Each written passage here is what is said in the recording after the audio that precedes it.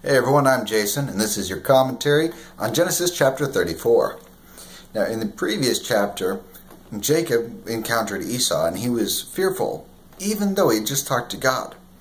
God gave him the name Israel, and he didn't go by it at all.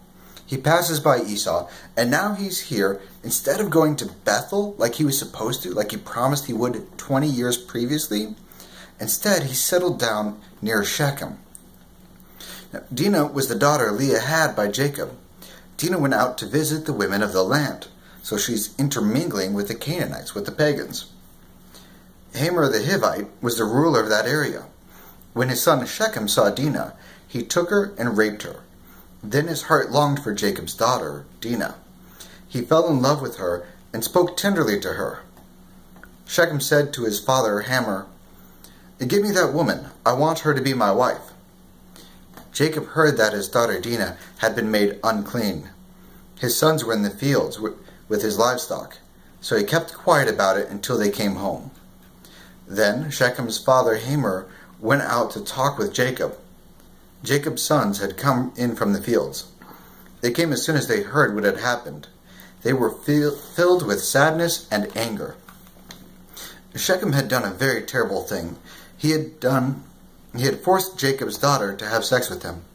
He had done something that should never be done in Israel. See, the Bible here is not condoning it at all. It's outright saying that this is something that should never ever occur. Shechem had done a terrible thing, but Hamor said to them, "My son Shechem wants your daughter. Please give her to him to be his wife. Let your people and ours get married to each other. Give us your daughters as our wives. You can have our daughters as your wives. You can settle among us. Here is the land. Live in it, trade in it, buy property in it." Remember, the promise wasn't that Jacob and his family would be able to live in the land and intermingle. It was that God was going to give all of the land over to Jacob, to Isaac, to Abraham. It was going to be their land, not going to be a shared land. So then Shechem spoke to Dinah's father and brothers. He said, "I want to please you. I'll give you anything you ask. Make the price for the bride as high as you want to. I'll pay anything you ask me. Just give me the woman. I want to get married to her." Their sister Dinah had been made unclean. So Jacob's sons lied to Shechem and his father Hamor. They said to them, "We can't do it. We can't give our sister to a man who isn't circumcised. That would bring shame on us. We'll agree, but only on one condition. You will have to become like us. You will have to circumcise all of your males." So they're flat out lying about it here. And worst of all, and on top of everything else, they're using circumcision against these people. Circumcision was given from God to them as a sign and as a seal, and they're using it here in a wicked way. "Then we'll give you our daughters as your wives, and we'll take your daughters as our wives. We'll settle among you and become one people with you. But if you won't agree to it, then we'll take our sister and go." Their offer seemed good to Hamor and his son Shechem. The young man was the most honored of all the men in his father's family. He didn't lose any time in doing what they said, because he was delighted with Jacob's daughter. Hamor and his son Shechem went to the city gate. They spoke to the other men in town. "These men are friendly toward us," they said. "Let them live in our land. Let them trade in it. The land has plenty of room for them. We can get married to their daughters, and they can marry ours." This is being done in the city gate because that was the center of their politics for the city. So any decision that would be made would have been made through there. "But they will agree to live with us as one people only on one condition. All of our males must be circumcised, just as they are. Won't their livestock and their property belong to us? Won't all of their animals belong to us? So let's say yes to them. Then they'll settle among us." All of the men who went out through the city gate agreed with Hamor and his son Shechem. So every male in the city was circumcised. 3 days later, all of them were still in pain. Then Simeon and Levi took their swords. They were Jacob's sons and Dinah's brothers. They attacked the city when the people didn't expect it. They killed every male. They also killed Hamor and his son Shechem with their swords.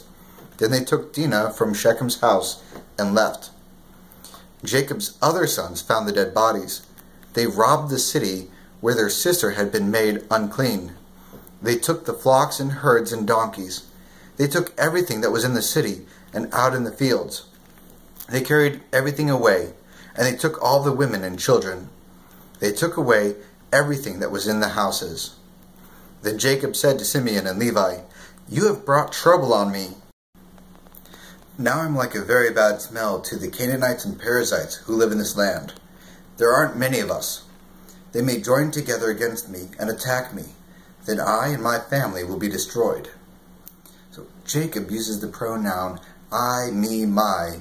He uses it 7 times in this passage. His concern is not for his daughter, it's for himself. But we also hear that the brothers, they replied, "Should we have treated our sister like a prostitute?" So maybe their concern was for Dinah.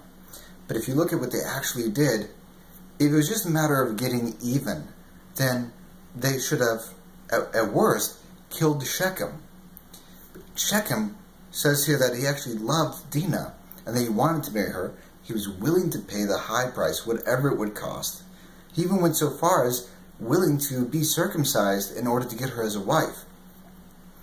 There's a reason why there's a command, both in Scripture and also in culturally of that time, that if someone were to be raped, the one who did it would have to marry them.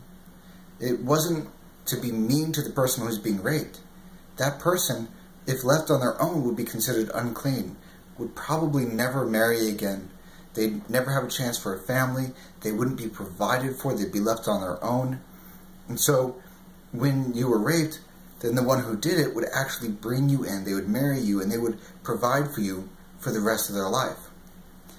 If we look at the rest of Genesis, Dinah's name is only mentioned one more time, and it's just in a passing genealogy. Had they let her stay here, Shechem, it says that he loved her. She had a chance for a family of her own. She would have been provided for because Shechem was the second highest, both financially and politically, in this area. So she would have been well taken care of. But instead, Simeon and Levi, they go through and they kill off all of the males, including Shechem and Hamor.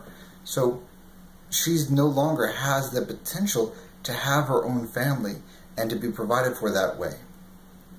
They go one step further, and after having completely wiped out all the males, the other brothers join in and they steal everything, including the women and the children. So when it says here, "Oh, should we have treated our sister, or should he have treated our sister like a prostitute?"